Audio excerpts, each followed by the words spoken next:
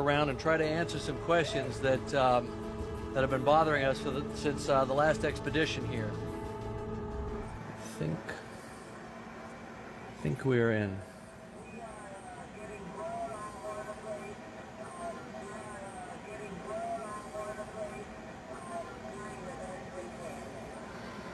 All right, these are the dynamo. This is the dynamo, which has a motor. It's a motor generator combination. And right ahead of us is the control panel that Parks wants us to image. So it looks like it's still standing.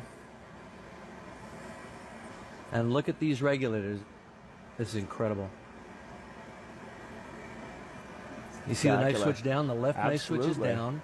The right one appears to be up, if I'm The right one is correctly. up, but that makes sense. This is the incoming current, and that's the outgoing. Yeah. So they were sending right up till the end.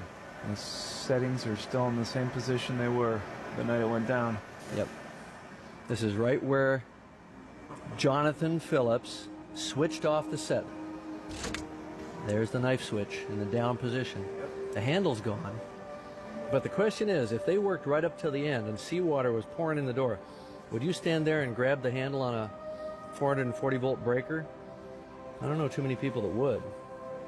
So either he was incredibly brave, or they left earlier than Bride said they did later. The night before the disaster, the Marconi transmitter broke and no messages could be sent out. With a ship full of rich and powerful people all wanting to send news home from the maiden voyage, the two young men did what they were absolutely not supposed to do. They fixed it themselves. Marconi maintenance manual says you're supposed to go on battery power, which gives you a range of about 80 miles or so, as opposed to the normal 250 plus miles. And the operators were supposed to leave it for a Marconi engineer to fix once they got back ashore.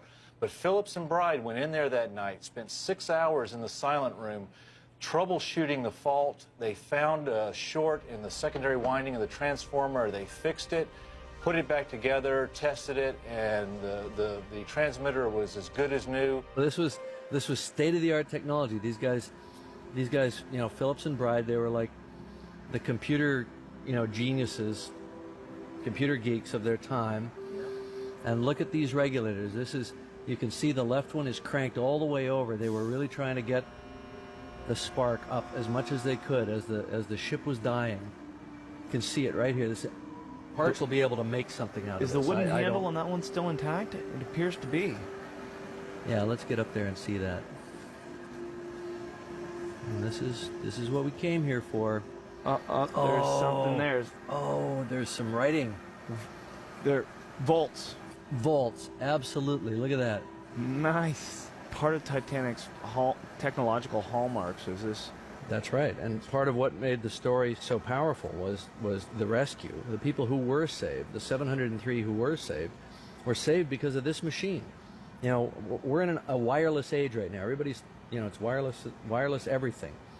But this was the first wireless device. It's interesting because some of the technology that was being used at this point, that was being created, that was being developed 100 years later, is the same technology that's being used in this very broadcast. Well, that's a good point. A wooden crate. That's not a wooden crate. That is the cover for the disc discharger. Parks' second favorite piece of equipment that he's always going on about, which we're about to go image. There it is. That's the disc. See the disc? Doesn't look like a disc. It looks like a line from where we are. Absolutely. Yes, that's right. Now, Parks has managed to somehow piece this all together.